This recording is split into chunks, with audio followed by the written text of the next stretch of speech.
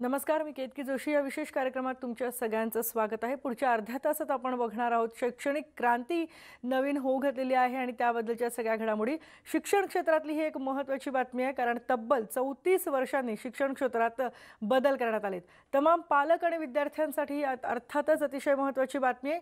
यापुढे बोर्डाचं महत्त्व कमी केलं जाणार आहे. त्यामुळे 10वी आणि 12वीचं बोर्ड आता रद्द केलं जाणार आहे आणि 11वीला बोर्डाची परीक्षा होणार आहे. याआधी 10+2 अशी शिक्षण पद्धती होती, त्याऐवजी 5+3+3 आणि +4 अशी शैक्षणिक व्यवस्था असणार आहे. तसंच 5वी पर्यंत मातृभाषेत शिकवलं जाणार असल्याचा निर्णय सुद्धा घेण्यात आला आहे. याचाच अर्थ 3री ते 5वी प्राथमिक, तर 6वी ते 8वी पर्यंत माध्यमिक आणि 9वी ते 12वी असा उच्च माध्यमिक असा शिक्षणाचा स्तर असेल.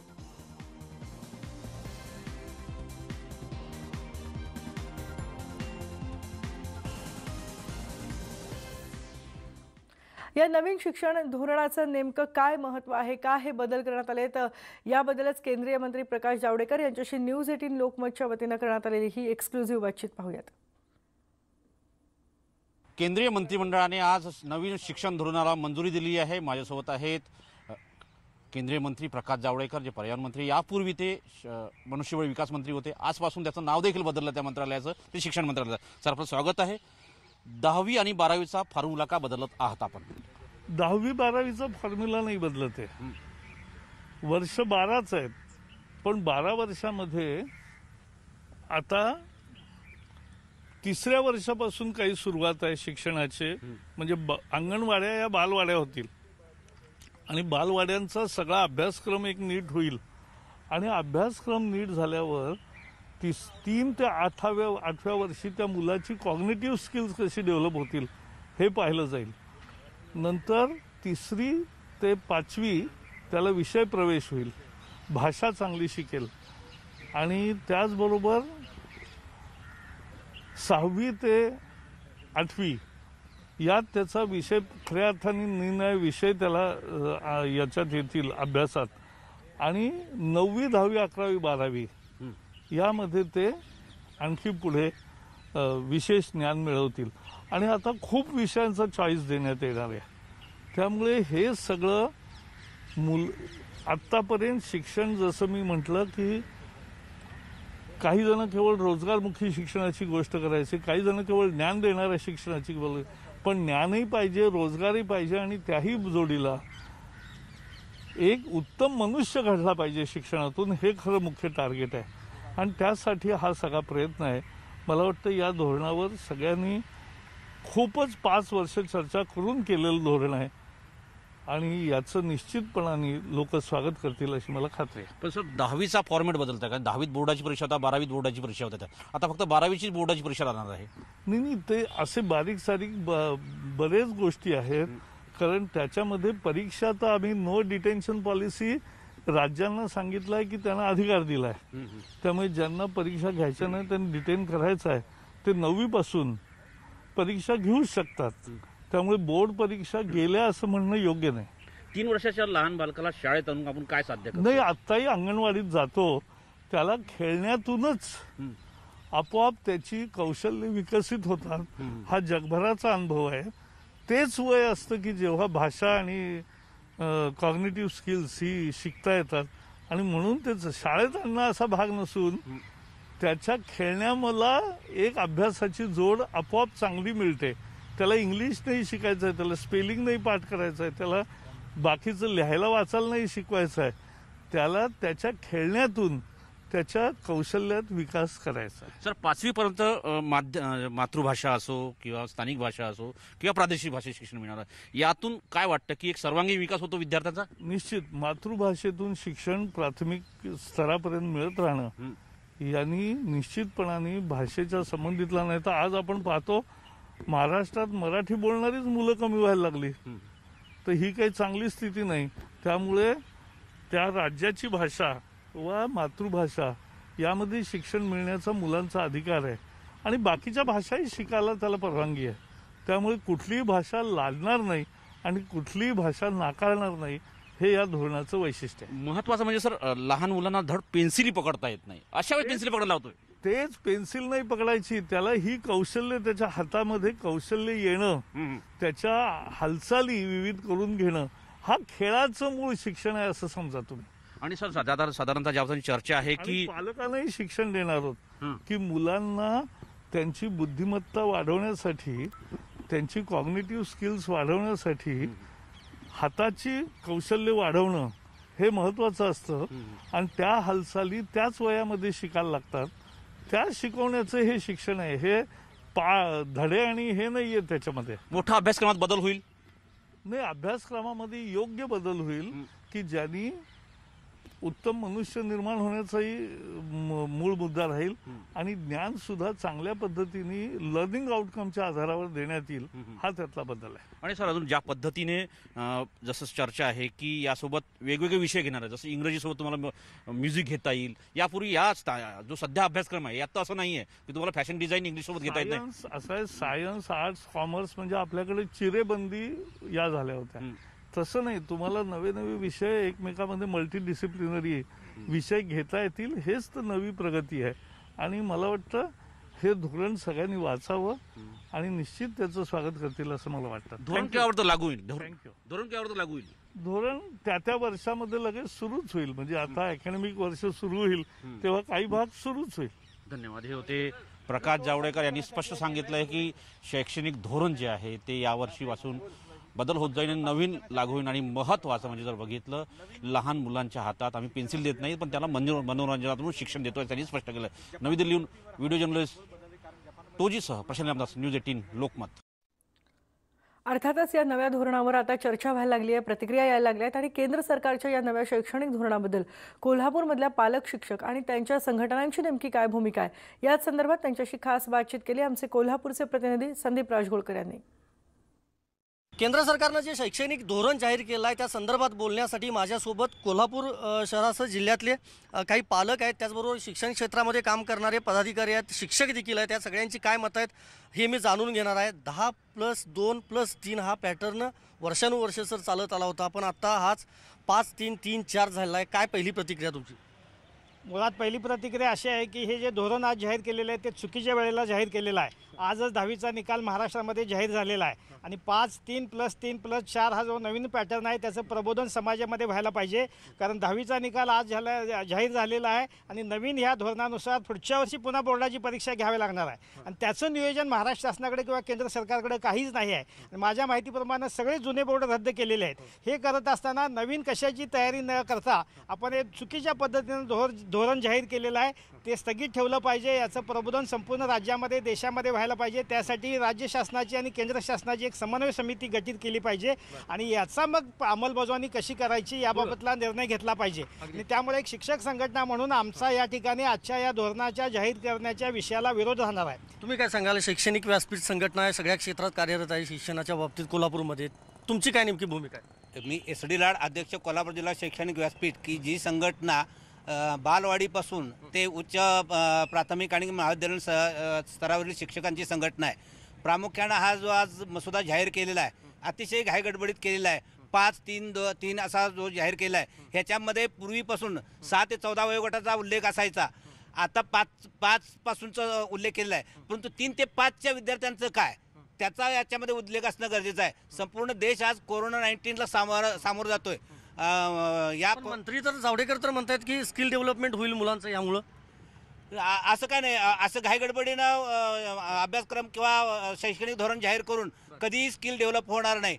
यासाठी विविध पातळीवरती राज्यांच्या मध्ये जे शिक्षण तज्ज्ञ आहेत, जे शिक्षण तज्ज्ञ असतात अशांना एकत्रित बोलवून त्यांच्याशी चर्चा करून त्याच्या समोर हा अभ्यासक्रम ठेवायला पाहिजे आणि त्यामध्ये निर्णय घेऊन तो जाहीर केला तर तो सर्वसमावेशक होईल असं मला वाटतं. मला सांगा, महाराष्ट्रात अनेक दुर्गम भाग आहे, नंदुरबार सारखा भाग आहे, आपल्याकडे पाहायला गेलं शाहूवाडी, गगनबावडा, अजून खूप ग्रामीण भाग आहे जिथं मोबाईलची रेंज ही पोहोचत नाही. त्या भागातल्या विद्यार्थ्यांना याचा फायदा होईल असं वाटतं? मग आताच महाराष्ट्र शासनानं ऑनलाईन शिक्षण सुरू केलेलं आहे. गेली 4-5 महिने शाळा बंद असल्यामुळं, परंतु या ऑनलाईन शिक्षणाचा फायदा केवळ 30 ते 35% लोकांना होतो. डोंगरदऱ्यात जे आहे तिथं रेंज नसते. बाकीच्यांना होत नाही फायदा. तुमची काय पालक म्हणून पहिली प्रतिक्रिया यावर? मी पालक म्हणून आज सांगू शकतो की बाबा या ठिकाणी हे जे धोरण जाहीर जे केलेलं आहे त्याच्यामध्ये पालकांचं जे निश्चित भूमिका आहे ही भूमिका सुद्धा जबाबदारी टाकली पाहिजे पालकांच्यावरती, आणि जेणेकरून पालकांचा सहभाग, पालकांचं मत किंवा पालक यात कितपत ज्ञात आहे ह्या गोष्टी जाणून घेतल्या पाहिजेत. शिक्षिका म्हणून पण आणि पालक म्हणून पण तुम्ही कसं या धोरणाकडे बघता? ही क्रांती वाटते तुम्हाला?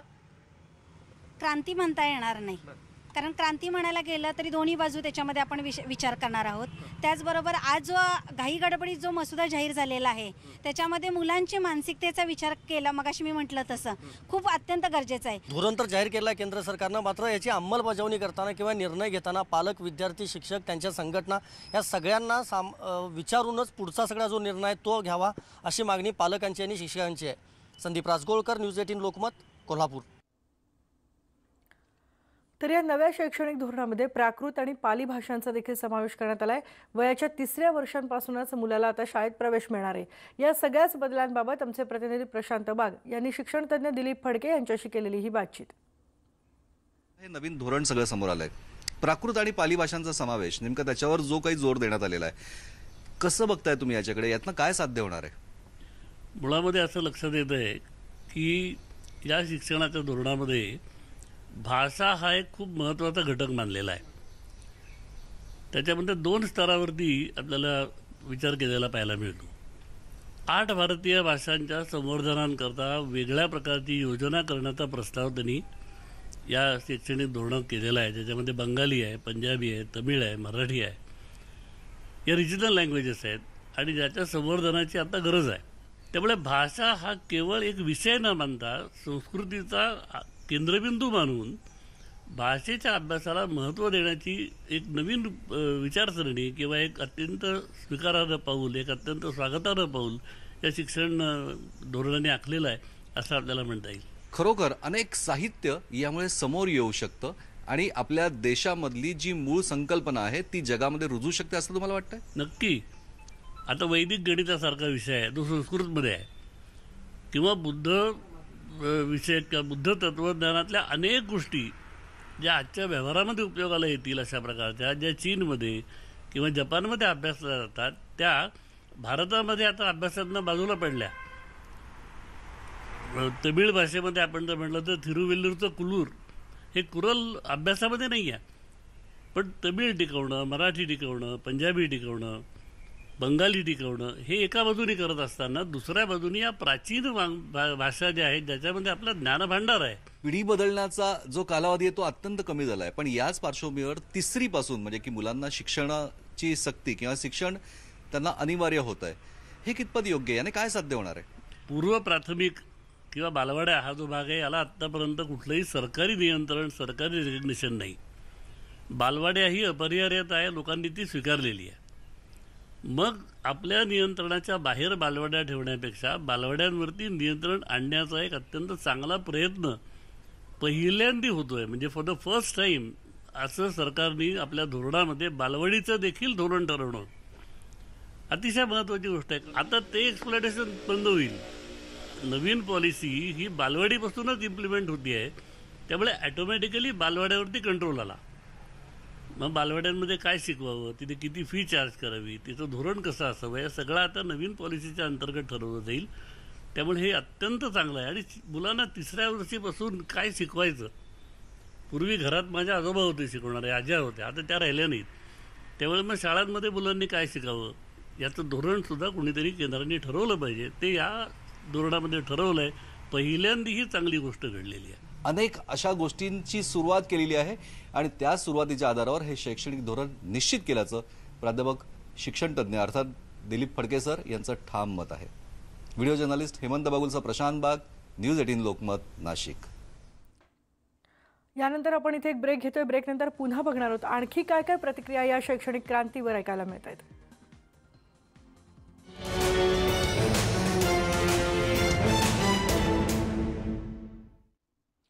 केंद्र सरकारच्या या नवीन शैक्षणिक धोरणाचं ज्येष्ठ शिक्षणतज्ञ डॉक्टर अहल देशमुख यांनी स्वागत केलंय, पण त्यासोबतच त्यांनी काही मूलभूत प्रश्नही उपस्थित केले आहेत. त्यांच्याशी बातचीत केली आमचे पुण्याचे प्रतिनिधी चंद्रकांत फुंदे यांनी. सर मला सांगा, हे नवीन शिक्षण धोरण जाहीर होतं आहे, त्याची अंमलबजावणी होईल, आता त्याला अंतिम मंजुरी मिळाली, पण त्याच्यात प्रॅक्टिकल अडचणी काय काय, तुम्ही कसं बघताय सगळ्या गोष्टींकडे? खरं म्हणजे 34 वर्षानंतर एक शिक्षणामध्ये काही मूलभूत बदल केलेले आहेत. शिक्षणामधनं विकासाच्या प्रक्रियेकडे जायचा प्रयत्न चाललेला आहे. तो केंद्र सरकारचा स्तुत्य आहे किंवा केंद्र सरकारचं त्याबद्दल मनापासून स्वागत. पण हे जेव्हा बदल आपण करतो त्यावेळेला त्याच्यातनं काही प्रश्न पण निर्माण होण्याची शक्यता असते. मुख्य प्रश्न काय आहे की ह्या संपूर्ण नवीन शैक्षणिक धोरणाचा अभ्यास जर आपण केला तर योजना अतिशय उत्तम आहेत. खूप चांगल्या योजनाही मांडलेल्या आहेत. त्या सर्व योजना कार्यान्वित आणण्यासाठी बजेट प्रोव्हिजन काय आहे की केंद्र सरकारने हे बजेट पूर्ण करायचं आहे का केंद्र सरकारने राज्य सरकारला देऊन राज्य सरकारने याच्यामध्ये काही आर्थिक तरतूद करायची आहे, हा एक मुख्य प्रश्न आहे. पॉलिसीमध्ये त्यांनी एक विचार मांडलेला आहे की लोकसहभागामधून आपण हा प्रश्न सोडवू शकतो, पण लोकसहभागातून यापूर्वीपासून प्रयत्न चाललेले आहेत.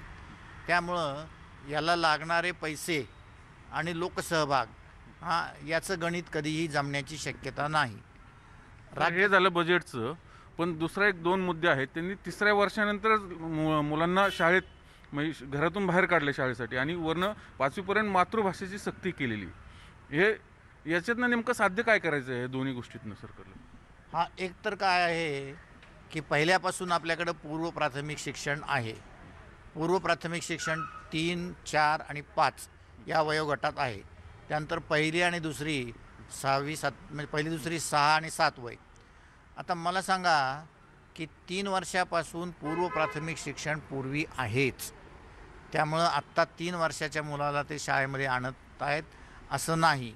फक्त त्यांनी काय केलं आहे, पूर्व प्राथमिक शिक्षणाला जोडलेलं आहे. आज कसं झालं आहे की पूर्व प्राथमिक शिक्षण गल्लीगल्लीत सुरू झालेलं आहे. त्यामुळं त्याची जी क्वालिटी आहे, त्याची जी गुणवत्ता आहे, त्याच्यामधनं जो मुलगा घडायचा आहे तो अजिबात घडत नाही आहे आणि त्यामुळं प्राथमिक शिक्षणाचा बोऱ्या उडालेला आहे. हा एक महत्त्वाचा प्रयत्न यातनं केलेला आहे.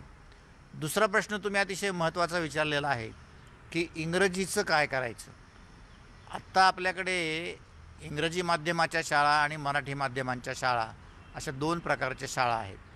त्यामध्ये इंग्रजी माध्यमामध्ये प्रामुख्याने स्टेट बोर्डाच्या काही शाळा आहेत, CBSEच्या शाळा आहेत, ICSEच्या शाळा आहेत आणि IBच्या शाळा आहेत. या 4 शाळा त्यामधनं साधारणतः संपूर्ण भारतामध्ये 60 ते 70% विद्यार्थी आज या 4 शाळांमधनं इंग्रजी माध्यमातून शिक्षण घेत आहेत. तर त्यांनी म्हणलं आहे की मातृभाषेतून शिक्षण, तर जागतिक पातळीवरचा आपण जर विचार केला तर जागतिक पातळीवर पूर्व प्राथमिक आणि प्राथमिक शिक्षण हे मातृभाषेतून असावं, हे जागतिक पातळीकडे झुकणारा हा विचार आहे. पण भारतामध्ये इतकी मोठी विविधता आहे तर त्या विविधतेत ही सांगड घालणं, कशी सांगड घालायची याचा कुठेही विचार नवीन शैक्षणिक धोरणामध्ये पॉलिसीमध्ये आलेला दिसत नाही. आपण म्हणताय त्याप्रमाणे इंग्रजी माध्यम वर्सेस मराठी माध्यम हा गोंधळ पुन्हा एकदा होणारच आहे. व्हिडिओ जर्नलिस्ट गणेश कदमसह चंद्रकांत फुंदे, न्यूज 18 लोकमत, पुणे. आणि नव्या राष्ट्रीय शिक्षण धोरणात विद्यार्थ्यांचा सर्वांगीण विकास गृहीत धरण्यात आलाय. याच संदर्भात बाळ सराफ यांच्यासोबतच बातचीत केली आमचे प्रतिनिधी अनिस शेख यांनी. शिक्षणमध्ये आता नवीन क्रांती येणार, कसा बदल होणार सर, काय सांगाल? कस्तुरीनंदन यांनी नवीन शैक्षणिक धोरण जे केंद्र सरकारनं नुकतंच जाहीर केलेलं आहे, या धोरणाच्या संदर्भामध्ये आपल्याला अनेक आमूलाग्र बदल तिथे दिसणार आहेत.